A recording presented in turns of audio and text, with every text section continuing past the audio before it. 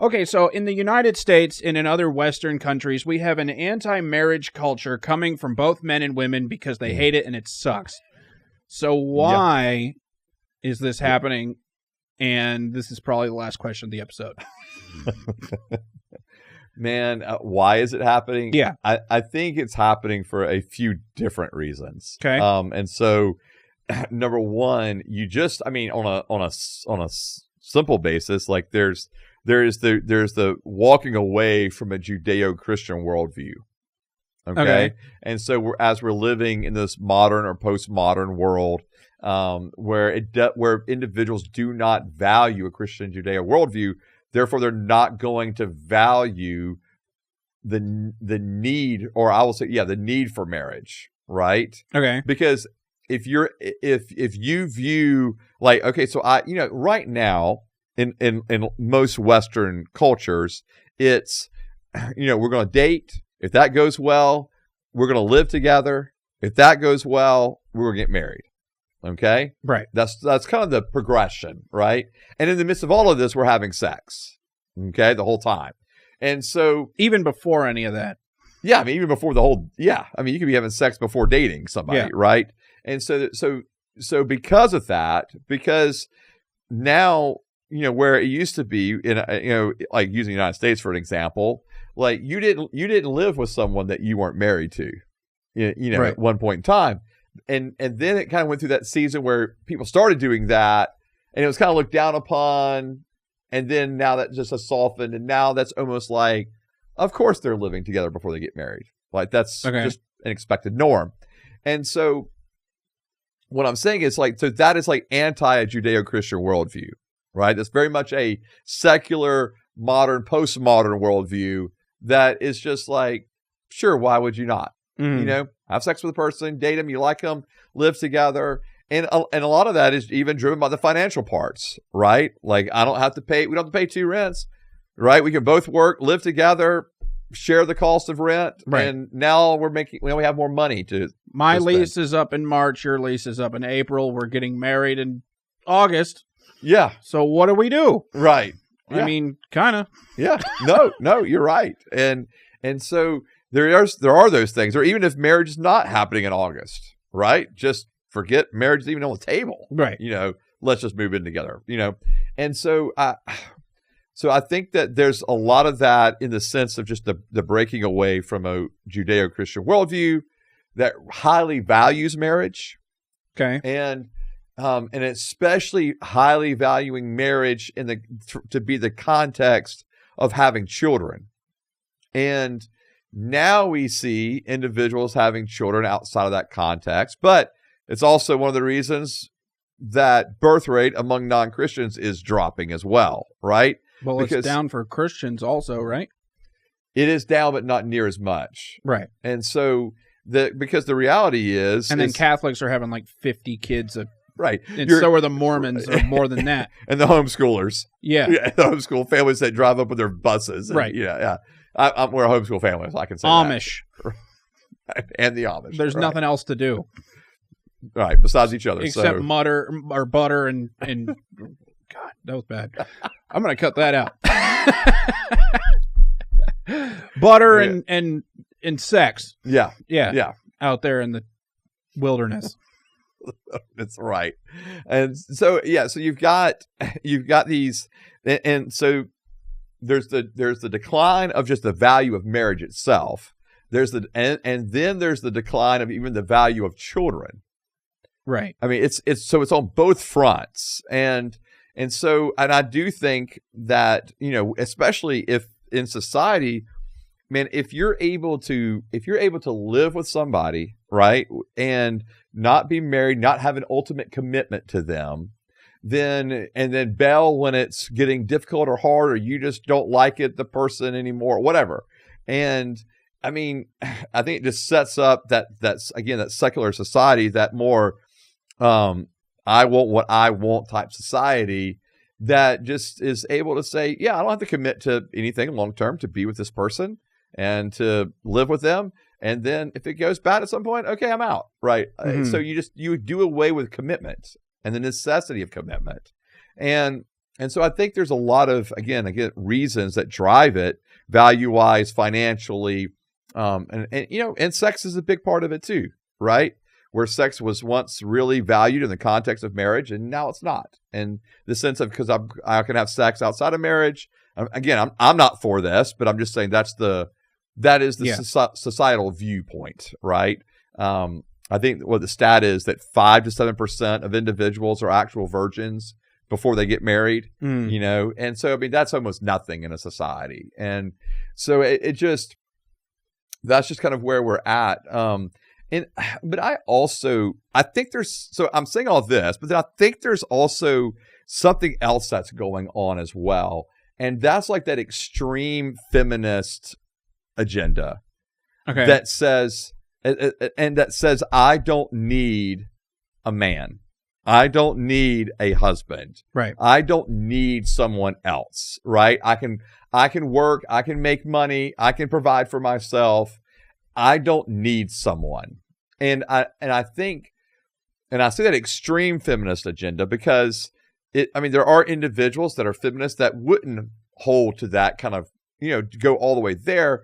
But that has become the norm, I think, of the feminist agenda in today's world of going, well, I don't even need this person, right? And then you take that one step further with critical theory and what it's introduced, and it is saying not only do I not need them, but actually by not marrying, I'm bucking against an oppressive system.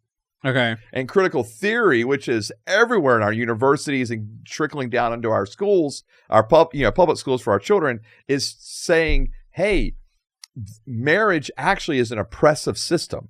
It actually keeps women oppressed. And so let's buck against this oppressive system. And so you have that in play as well. So where you already had the modern, and postmodern secular view distancing itself from Judeo-Christian worldview, and then you bring in just the practical aspects of finances and sex, but now you've got this critical theory undergirding all of it, which is this extreme feminist viewpoint of not only do I not need the man, but I'm actually rejecting them wholeheartedly because of an oppressive viewpoint. Then, okay, so then marriage is not needed at all from the female perspective, and then from the man's perspective, because of the present day hookup culture. And I don't have to, I don't have to be in a committed relationship, right, to have sex. And so it's just I can cycle through. Then I'm not going to value staying with somebody. I'm not going to value staying with someone if I can, or even have to work, not even value it, but even just stay the commitment of it, right? If I'm just able to go and have sex just whenever I want, right? And so I don't want to be confined in that committed relationship because now all of a sudden this is seen as the higher good. Right. Okay. So all of this is saying values have been flipped on their head compared to where we used to be in the Western world. And this is true both in America and in Europe. Well, I think you have the men that are responding to that with the system is against, like the legal system is against men. Sure. When it comes to getting married and divorce, and marriage is just a scam for women to take everything that you have. Right. And so you shouldn't get married because of that. Right? I mean, that's part of it too. Because they can get divorced for any reason whenever they want and take half your stuff. Yeah, I mean that's absolutely or all your stuff and your children. Yeah, and you do see a rise of prenups. Right? They're becoming more and more common, especially as you have two individuals coming together that both have careers, right? And so it is different in that sense. And you're right. If that's there are men that don't want to take that risk of losing out financially, right? And that's again why they'll even have, and they may be 100% certain this is the woman they want to spend the rest of their life with, but I still need you to sign a prenup, to protect their own financial interests. I mean, it's like you have to. And of course for me, I was saying you don't have to at all, right? And so, I mean, I just don't think you have to, but I understand why the perspective is there. Okay. And so I would hope that individuals, to be honest with you, wouldn't do that unless there's just some kind of a crazy circumstance. But I'm hoping for godly men to find godly women, and they can start off on the right foot with trusting one another and not have to have the whole prenup there, which can cause mistrust from the get-go. Okay, how? Because it's causing mistrust. Because if the man says, I want you to sign a prenup, then it's already causing the woman to go, well, are you just expecting a divorce to happen here? Like, okay, is that what you're believing is going to happen? Are you not as committed as I thought you were? But then on the other side, if you have the man offers it, and the woman is like, heck no, I'm not signing a prenup, and then I think it can cause the man to go, well, see, this is what I was concerned of. Maybe you are really in it for the money, right? And so you have to do it. It causes, yeah. Well, again, I think there's ways to go to get around some of this, okay. Legally. Right. And so when what do you mean? This is the legal way around it. No, not just. I mean, obviously there's the prenup, right? Right. But we can put things in trust and those kind of things as well that are left very much separated. Oh, yeah. And so and then if you've got two individuals working, you've got both incomes. It's not always now the prenup's not always coming just from the man's side. No, I know. It can come from the woman's side as well. And women hate it when their men divorce them when they make all the money just as much as the men do. Right. Yeah, it goes both ways now, right? Yeah. Because you could have maybe the man has a job that's making $40,000 a year, yeah, but she's in the corporate world and she's making, $300,000 a year.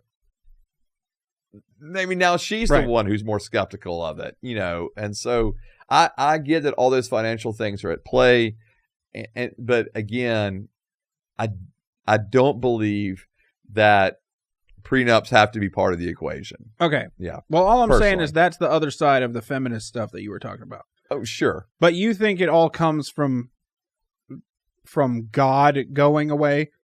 I think it comes from a changing that's like values. The first thing or the base 100% problem? It is. 100% it is. Okay. Yeah. Because that's to me to me, that everything's undergirded by some type of value, right? Like it's not just a practical, we have this, system or this structure in society now. Like, well, no, how did we get here? Okay. And we got here by a devaluing of a Judeo-Christian worldview. And I understand that not everybody was Christian, right? Like in our country, right? But the worldview was there, right? Like you're gonna get married and have children, and that was norm and expected.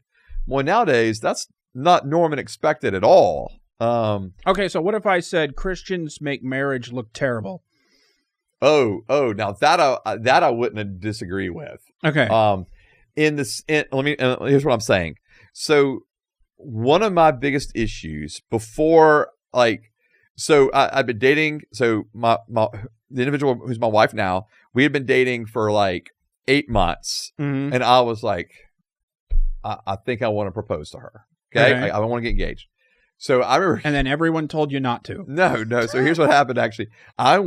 Actually, looked at rings, and was kind of narrowing it down and stuff, and then came back to Noonan where I'm in now, and I had a freak out for about a month.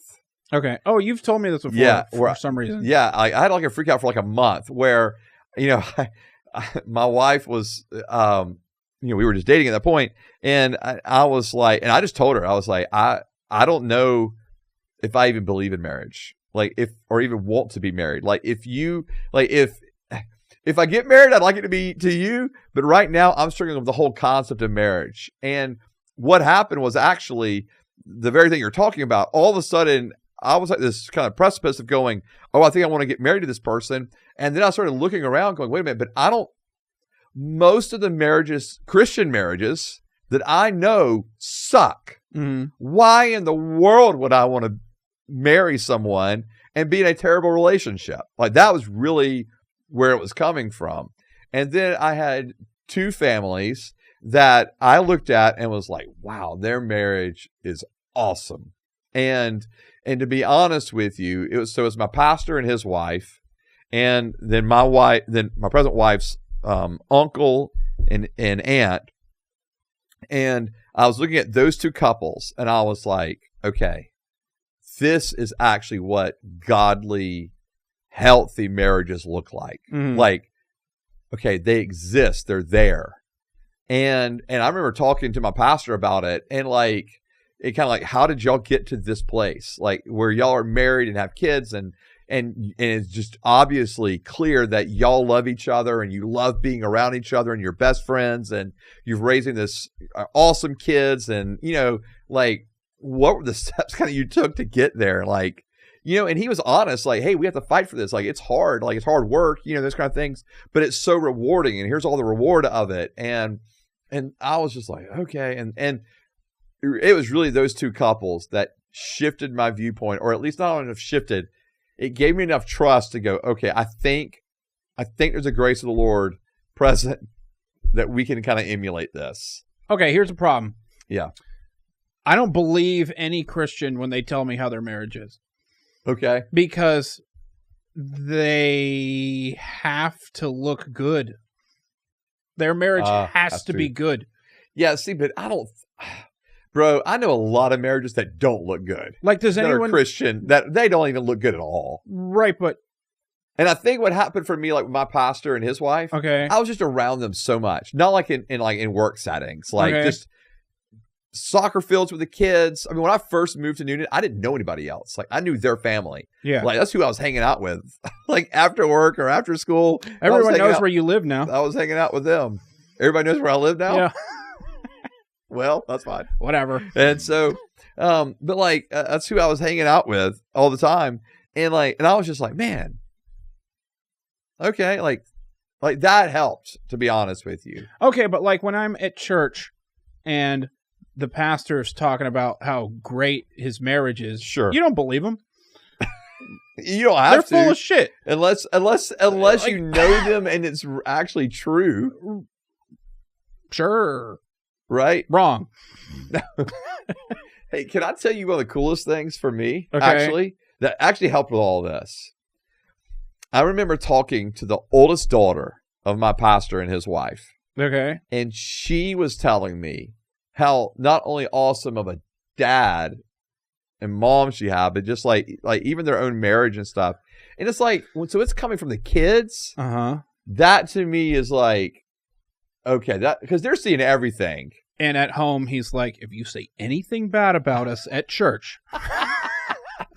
No, thankfully he's not. Into the cellar. Thankfully he's not this way. And like, and so 22 years later, you know, after, you know, my wife and I get married and we just celebrated 22 years.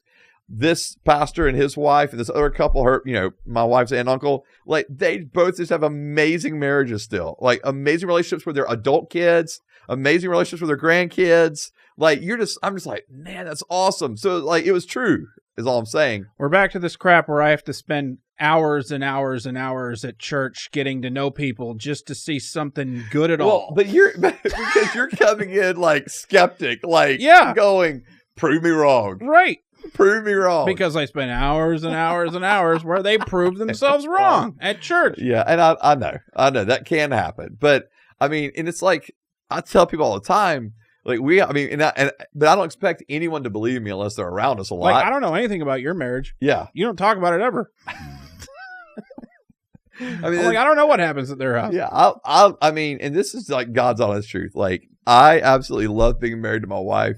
We really have an amazing marriage. I moved you into your house. It was just boxes and boxes of Bibles and candelabras and... That's just not true at all. All right. Pictures of Jesus. Nate's just making stuff up at this juncture. But no, we have shrines to the saints and all the come rest. On, man. There's shrines to the saints. Oh, Lord. No, yeah, and I get it. Like, I can say, hey, we have a great marriage. You know, and I can say those things, like, and we do. We have a great marriage. We have because we're best friends, and we just genuinely love being with each other. And so you know, I don't know. And I know that there are others that have relationships like ours as well. Like we're not the only couple that's like that. But I do understand when you look around the landscape as a whole, it is often what you see, right? Okay. I mean, I remember the church I grew up in. I mean, all the high profile people suck. Right? Well, I don't know if they all suck, Yeah. man. But I'll say this: not the church I grew up in, but the church that I started attending after I got saved and all that kind of things. Like I remember, it was like it felt like every other couple was getting divorced. Mhm. You know, like it was just like rampant. You know, and I was just like, man, this sucks. Like, you know, if this is in the church, then what makes it any different, right? That Right. didn't help me. That fed into my own, you know, being a skeptic of marriage and like, are there actually healthy, godly marriages? Yeah. You know, and I'm so grateful that I can say I am in one, and so grateful that I know couples, and those two are not the only two couples now, Mm-hmm. you know, that we have gotten to know that really have unbelievable marriages and love Jesus and have raised unbelievable kids and set an amazing example for my own wife and I to follow. And so we're very blessed with that. But I do understand the concern and the skepticism. So Okay, the feminism stuff then. okay. All right, so do you blame any of these feminists for the way they think? Are they wrong? They're oh man. Wow. Oh boy. Yeah, they're wrong. Okay. And There's a lot of them. there's a lot of them. And they're wrong. And I Wrong think, about what? okay. So, and to be clear, like when we say feminism, we need to make sure we're clearly just discussing and defining what we mean by that. Okay. Okay. And so I'm not referring to like what I'll call classical feminism, which was just simply that we wanted women to have equal rights, right? Like okay, cool. Are you sure? Yeah. Like cool. All right. Everybody gets equal rights, right? Like I'm good. Even abortion. Dude, that's not even It's a right. They think it's a right. Okay, but I'm talking about classical feminism. Okay. That was even on the radar at that juncture. I mean, the 70s, though. That was the 70s. Yeah, but Is that classical enough? Or no, are you thinking No, I'm going we want to vote? Yes. Okay. Yes. So I'm So All right. I'm going way further back than that. Okay, so Yeah. the early So- 1900s. Right. Okay. And so like where we have a feminist movement of saying, hey, we want the equal right to vote. So you think Equal women should status. vote? Yeah, I'm good with that. All right. Yep, absolutely. I know there are some that are like, don't want them, don't go to the polls, but no, Okay. I'm fine with that. And so, but no, I think that the movement that is the way feminism has grown since then, it's so at one point it was like we just want equal status with men, right? Okay. Okay. Now it's gone to the point where like where feminism is now within critical theory world is that no, men are actually evil and bad. Except the ones that turn into women. Except for the right. But then they even have arguments over that too, right? Is that really, I mean, the whole thing is like, what's a woman, right? Like, Right. and because now that has caused its own ripple effects, Okay. right? So you And- think the feminists, what are the feminist reasons that they don't want to get married? Yeah, so largely you've got feminists. You've got some of going, I don't need a man, right? Okay, what do you think of Because I can provide for myself and those kind of things. that? Isn't that kind of true? It is true Because men in the used to have sense to yeah. fight dragons and stuff. It's true that I don't need to be married to an individual to have to be able to provide for myself, right? Okay. Like because they can Or have be jobs safe. and career, right? And so, like, okay, cool. Like, I'm not arguing that. Okay. What I am arguing against is though, like, and we talked about this last week even a little bit of if I want to have, but now if I want to have children and raise children, and I'm doing that without a husband, Okay. that's unhealthy for the child. Okay, but Okay. aren't feminists anti-marriage just as much as they're anti-having children? It depends. It depends, right? They want you to have the right to have children, But you're right. This is what I'm talking about. Like the extreme feminism we're seeing now is what you're talking about. It is anti-marriage. It's anti-children. Okay. And because it's like, and it's because children are inconveniences. Children, take up too much of my time. They're gross. Children, right. Yeah. Children will change my body, and I don't want my body to be changed. Yeah. Children, consume resources that I don't want to give them, Children can halt my career, and I don't want my career to be halted in any form or fashion. Right. And so, yeah, that's what I'm saying. This is like that extreme version that's attacking not just the marriage unit, but just even the idea of even having children itself. Okay. Right. And I will say, my wife and I were actually even talking about this yesterday, because that perspective just drives her crazy, just drives her just absolutely insane, and just how selfish it is, to be quite honest. And I understand selfish, all those reasons. Just how selfish it is to say a child is an inconvenience. Okay, so why do you think it has gotten to that point? Is it all anti-Christian, or is it real reasons too? I think it's like, were men ever bad? I mean, weren't they? Sure. Right? I mean, sure. Okay. You got men that were bad. Absolutely. Right? Okay. And so I'm not denying that. Like, as they always talk about, like, the 1950s men. Right. Were they the worst? No. Okay. No. I mean, and I mean, they liked asbestos and cigarettes, but and lead paint. And lead paint. They didn't know any better, man. They didn't know any better. Yeah, and no, and I think that I was thinking about cigarettes the other day.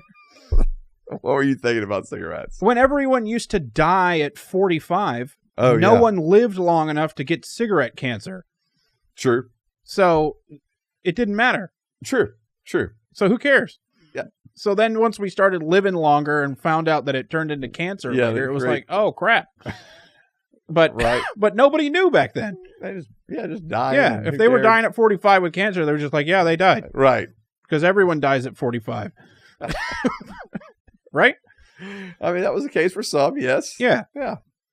Anyway, that was my thought. Okay. Keep going. All right. Complete side.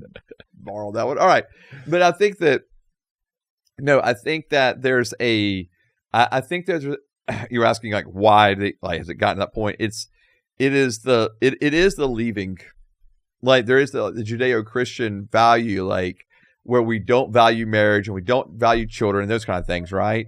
Okay. But it now in our society, it's gone way beyond just like a secular humanism worldview, those kind of things. Like, dude, we are so freaking selfish in our own society where it really is about me. And I think it's because Christianity tells us to live for other people. Yeah, Christianity says love others, right? Live for others. But now we've gone to this fully like anti-God, fully, secular humanist, I guess, perspective, and where it's just like, yeah, it's about me. It's not, and I say secular humanists. There's secular humanists that even wanted to do good for others, right? And that kind of thing. But this is just like a completely different shift where it really is about me. It's about what I can gain, and therefore anything that's deemed as an inconvenience to me I don't want to have a part of it. So you think every time they talk about men are bad and all the external reasons that they don't want to get married and have children, you think that all is actually selfish reasons?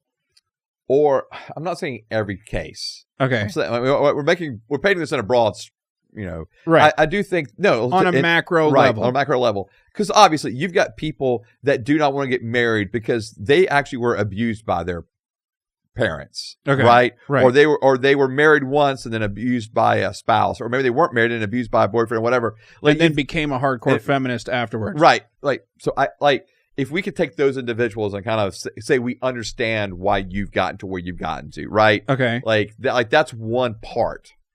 But I think as largely as a whole in our society, it's not these experiences that have driven them there. It is an ideology that's actually being pushed. Okay. That says that men are bad, men are oppressive, that we do not want to, so we've got to fight against men. So it's, again, where that classical feminism was just, we want to bring it up to an equal tier. This is, no, we want to be over and above.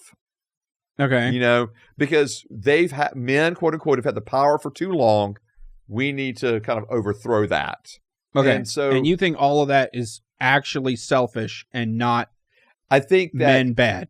I think there for is the ideology part. Right, because I do think it is at the end of the day I think it's there's the ideology part, but then I think the selfishness feeds into that, right? Because we can look at it through the ideological lens of going, men bad, they're oppressive, But at the end of the day, it really is about what I want. And so, I don't want to have to be committed. I don't want to have to be inconvenienced. I don't want to have to, again, we talked about all the things before, put career on hold, all that, I think there's a lot of I or me involved in that equation. And I don't think I just don't think there's any way around it. Because we aren't a society that really, and sounds crazy because I feel like often it's in the feminist kind of world that it's talked about like, they're the ones leading social justice charges and da-da-da-da-da-da. But I don't think it's actually like, and we've talked about this before, but I don't think it's social justice in the way that we've understood social justice before. It's not about, equality of gender or race or, even income levels or those kind of things. Like it's a social justice thing that is it's just wanting actually to, again, flip the tables on who were the oppressed and the oppressor. And so where they realize it or not, I think they're becoming the very things they say they hate. Okay. They say they hate the individuals who've been in power, who've been oppressed. I want to be set free from that, but now I think they're kind of doing the exact, like they're doing the very thing they hate. Like, now they're the ones that want to assume the power, want to assume all this kind of stuff. And so, and actually the social justice world is actually very narrow. It's not as broad as they paint it out to be. Like we want the good for everybody. No, they want the good for those that agree with them. Okay, so it's selfish. It's selfish. All right. Right, because Christians have not done great with this either, right? Historically, Christians have not been the most loving, charitable individuals in larger Christendom. We've not. And so I'm not saying we've painted the perfect picture, but that is the ideal that we're being pushed to by Christ and in his word, is that we are loving and charitable to others. Whether they agree or disagree with us, we're still going to love them. Okay. We're still going to forgive them. That's Christianity at its core. And unfortunately, that is not at all what critical theory and the extreme feminism is of today. It is not we want to love and care and forgive everybody. No, we're going to hold, angst and hatred, and we're going to hold bitterness and everything else. And we want power and da-da-da. And we're only going to care for those that will completely 100% agree with this small worldview. Okay. That's very narrow. And if you don't agree with us, we are anti you. And if you're not an ally with us, we are against you. And I think that is a sad state of the reality of our country as a whole, whether that's in feminism or whether that's in all the other ideologies that are within critical theory, where we just simply accept those that fit within our way of thinking. And if you don't, we are against you because you're against us, is the way it's viewed. Okay. That's a messed up way to live, man. Okay, so are the men on the other side who don't want to get married because they think the state is going to give everything to the woman if they get divorced, do you think they're selfish for not wanting to get married? Yeah, same thing. Okay. Yeah, because, so you think they say all that stuff, but actually they're selfish? But of course, because we're saying we value finances over relationships, right? Okay. And so I think there's a practical part in things, but then I think it also can become selfish, right? Like, I don't want to give up my way of living or my standard of living. I'm only bringing this up because it's like I know. It's the like the other side of it. opposite of feminism going that way. I know. And so down there all the way over there this way. Correct. Yeah, and I think both of them are pretty selfish. And okay. Yeah. Because again, the same thing, right? Like we're trying to protect self at all costs. Okay. And I just think that's a sucky way to live in our world, if I'm being honest. We were made for relationships. We were made to be connected with others. It saddens me when that's not the case. So what would you tell a feminist and a mano guy on the other side? What do they call them? Like alphas? No, the manosphere people. Okay. Or the red pill people. There we go. There we go. Yeah, okay. Yeah. So what would you? Okay. So if you were going to tell the red pill dude and the feminist to get married, what would you tell them? To each other? Yeah. They're going to get married to each other? Yeah, sure. Oh, wow. Dear God. That'll never happen probably. Yeah. But no, it's like if they were wanting to get married. Yeah. Is that what you're saying? Yeah. Then I think that for the red pill dude that's... Let's see. Andrew Tate and Hillary Clinton are getting married. What would you tell? Or is she the feminist? Who's the biggest feminist right now? Nah, I'm not Hillary Clinton. Kamala Harris. Sure, we'll go with Kamala. She's not married. Yeah, she is. Oh, yeah, she is. She is. To that weird guy. to a white guy. To a white guy. Yeah. So like, right. Anyway, like I wouldn't put her up there either. To be honest with you, I don't think she represents that fold very well. And so I think you've got individuals like even like an individual like AOC probably is more of that. There you go. Than Kamala. There you go. Know? And so, so I just think that, any girl with a podcast. Right. Andrew Tate and any girl with a podcast are trying to get married. Right. What do we say to them? Yeah. What do you tell them? Yeah. So, well, and I'll just say this, like for Andrew Tate and all those guys, right? Okay. Like, I mean, it really is about, like their whole understanding. This is kind of part of it, is their understanding of what manhood is. Okay. Is so skewed. It's so opposite of scripture, right? Okay. So the idea of manhood is like I'm ripped, I'm wealthy, I've got all this stuff. I'm just talking about the anti-marriage part. Yeah, anti-marriage because it's about me. Okay. Like it's a full-blown selfish me, right? Like I just want to be able to do what I want to do, have whatever, conquest I want to have.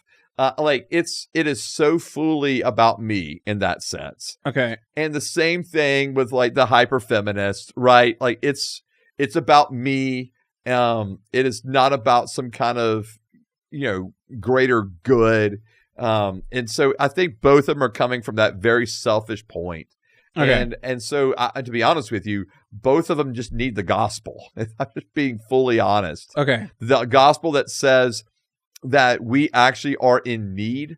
Back to the beginning. That we're actually in need of a savior, that we actually are broken in our relationships, and that we actually need someone to actually make us whole again, and that no amount of power or status or money or temporal gatherings and collections or body count or anything else, none of that is going to or change the fact that we are broken and trying to become whole. I think Pastor Joseph's been online. Yeah. So I think that there's coming up with body count off the dome. I think that there's a reality that we are all trying to fix our own brokenness. Okay. I think we're actually aware of brokenness. I think we look around the world and we see brokenness and we're trying to fix it. And what I'm saying is the gospel actually is the answer to that brokenness, because the world's answer has been what it's always been: accumulate, gather power, manipulate, dominate, whatever I've got to do, right? Like that's the world's way. And then the Christian way to find wholeness is not doing those things. It's actually dying to self for the sake of Christ and the sake of others. And that in so doing, that's where I find peace and joy and hope and love and everything else.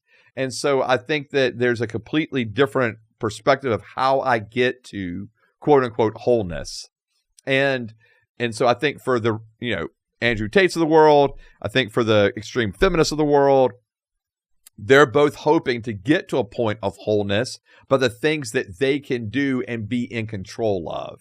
Okay. And actually, it's giving up the control that actually leads us closer to a point of wholeness. Because all holding on and trying to be in control is going to do is lead to fears, to be honest with you. A fear of losing control, a fear of failure, a fear of losing finances, whatever it may be. It's just, it's fear driven, at the end of the day. And so I do think that unfortunately, both groups are going about trying to get to wholeness in the wrong way. And whether they even realize that's what they're trying to do or not. But I think that's what's happening. So my counsel to them, honestly, would be there's a better way, and there's something better than living for self.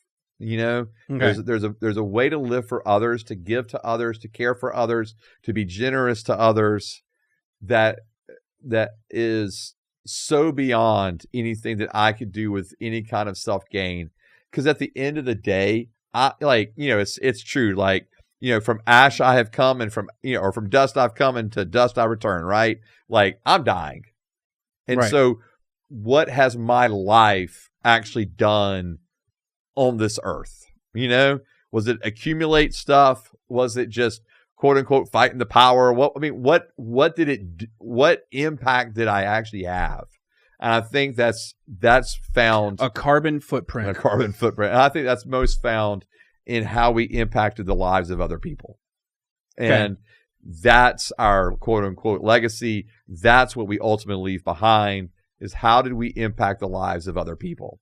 And to me, I would hope that's what we're doing. And if we want to do that, that means we've got to be selfless, not full of just wanting to gain things for self.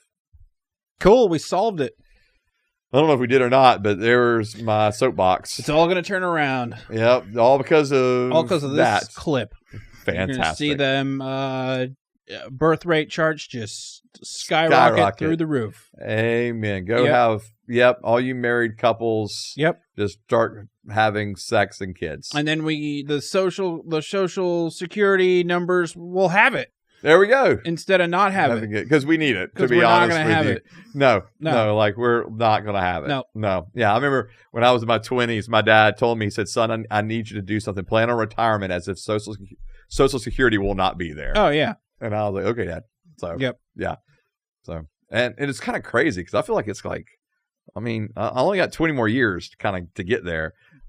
Best long enough time for me to realize, it ain't gonna be there. Yeah, no, it's not gonna be there. It's not gonna be there in 5 years. Yeah, it's a train wreck. Yep. So, good luck, everyone. And also, thank you to the rest of you.